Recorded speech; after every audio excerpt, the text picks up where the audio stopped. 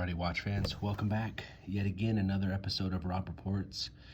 Today, I am super excited to bring to you a watch that was provided to me by the manufacturer directly. I wanted to throw that out there right from the very start.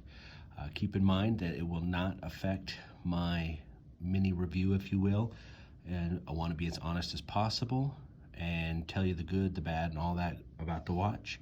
But I just want to first of all thank Jerome for giving me this opportunity, and also remind everybody to take this opportunity to like the video if you like it, hit the bell icon to get notified as you subscribe to the channel, and also in the comments section, don't forget to give me some suggestions of watches to try and bring on and talk about. Maybe let me know of how I can improve the videos. Just go ahead and let's start the conversation in that comment section. So let's go ahead and get into it. As viewers of the channel, the 5 of you or whatever that there are, as you may know, I like to keep the suspense there and kind of wait for a minute or two to show you guys what we're going to be talking about.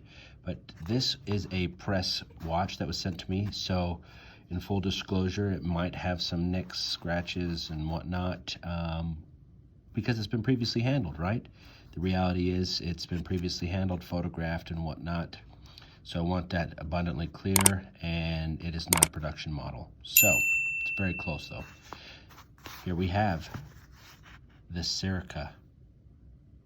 Pretty basic, again, press kit, but it's the Serica. Drum roll, please. 4512 California dial. So this is how the watch came to me, and this is how I'm going to show you about it. Serica, for those of you who are not familiar, they started in 2019.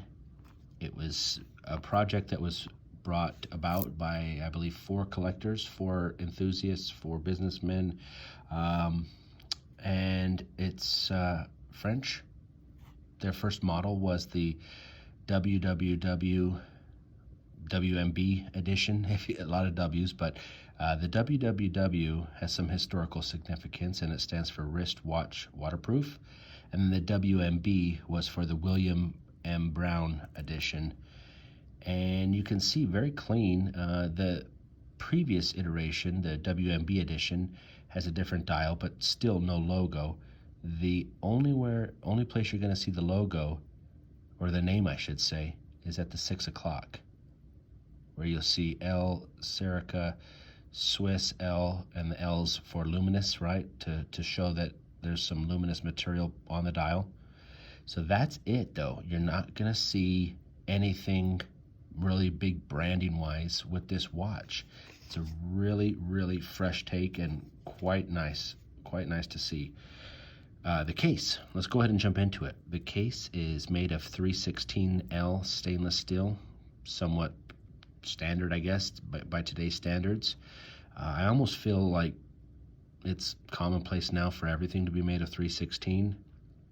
And so the only time I feel like companies would want to advertise is if they have the 904L or titanium, bronze, something different, or a coating, you know, some sort of a PVD or DLC coated steel. But as it is, this is your standard steel for watch cases.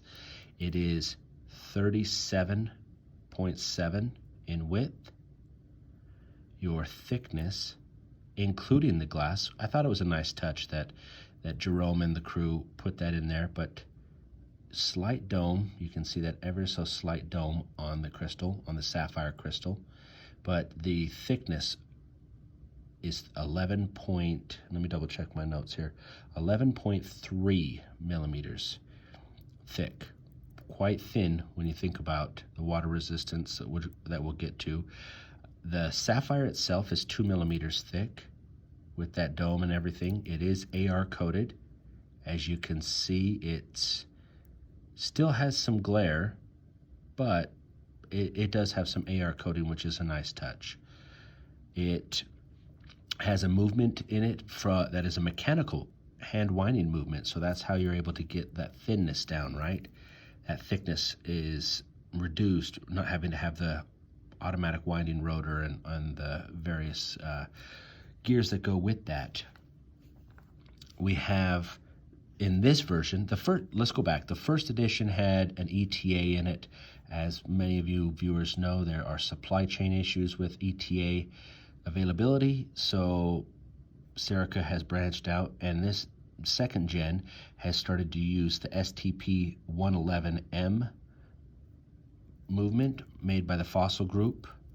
And then also they've recently brought in the Soprod P24 movement. I believe this has the STP, but they've also started bringing the Soprod P24. They advertise a 45-hour power reserve, and the Bond clip is a branded bracelet that they have partnered with to bring about, and we can talk about that. The dial itself, again, is luminous. It's got luminous material on it. I don't know the exact specifications, that was not provided to me for the Loom, but it is luminescent. It's lacquered. It's a black lacquer. You can kind of see some reflection in there. There you go. You see that lacquer right there. Those nice reflections. The brushing on the hands, I want to talk about. It's utilitarian, but yet classy at the same time. It's one thing that kind of stuck out to me. You can kind of see how it catches the light. The slightest movement catches light, and you can see that deep graining on the hands. And then in contrast with the polish on the second's hand and that polish on the lacquer dial, it really makes it legible. Surprisingly enough, the brushing against the lacquer and the polish and everything, it just stands out and it works. It catches that light. So whether it's lit up with the Loom or not, I feel like this is a very legible watch. You've got the broad arrow for the nice broad arrow for the hour hand, kind of that Dauphine, almost kind of, I don't know, I think it'd be kind of Dauphine style hand for the minute hand. California dial, like I indicated, which is a whole video in and of itself, but basically means that you've got the Roman numerals for the top half and then Arabic numerals for the bottom half, so that if you were underwater or in the dark or whatever and you couldn't see the little luminous indicators to show you that 12 was there, that you would have some sort of indicator, quick reference to know which was the correct way to look at the dial. The only issue, and I might as well just jump into it, the only issue I have with this dial layout is the fact that it's not lit up, or that it's not loomed. I would love this if this was loomed. The luminous material is only at the 12, 3, 6, and the 9. I feel like that was a bit of a miss. I'm sure there was a reason, and perhaps I'll get that from Jerome, but as far as design-wise, I like the white crispness in the dial, and I'm sure that the lacquer construction might have had a factor in the decision to loom and to not loom, but I feel like it was a bit of an oversight because this is a very distinct dial, and it would have looked really, really cool to have all of the numerals lit up instead of just the posts there. Either way, it works. It's very legible during the day. You're able to quickly glance down and say, oh, here we go. This is the time. We've got 200 meters water resistance with a screw down crown, which is a nice touch. It is kind of a different feature there to have with a mechanical hand winding movement. The winding, let's see if I can pick any of that up.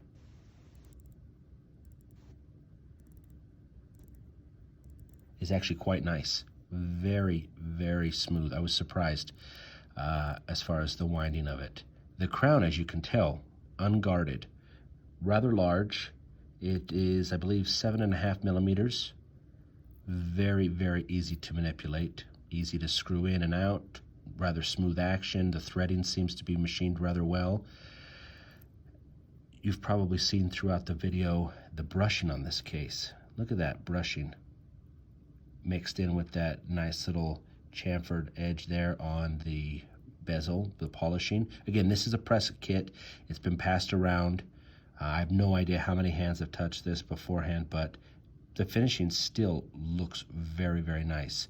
Jerome was rather clear in that this was a press example, but at the same time, it was good to see how the watch had held up, with some wear and tear on it. And I'll definitely attest, it looks used, but at the same time still looks rather stunning in person. The brushing, that vertical brushing on the top of the bezel looks very, very nice, and it matches with the hands. Then you've got that, again, that play with the light, with the step down there into the polished edge. And then the sides, you can tell, I apologize, I'm touching this all over the place, but the sides of the case, look at that. That's very nice vertical brushing. So you've got different directions going on, catching the light, playing the light. You've got drilled lugs with a 20 millimeter lug width. You've got a case back that is somewhat pedestrian, but I'm okay with that. It doesn't need to have some sort of a fancy, it's nice when it has some sort of a picture that's, engraved in there, or some sort of, extra nice little text or whatever, but this is fine. This is totally fine. It tells you that it's wrist watch waterproof there. Let me flip it around so you're not reading it upside down. So you've got the www, right, that we talked about.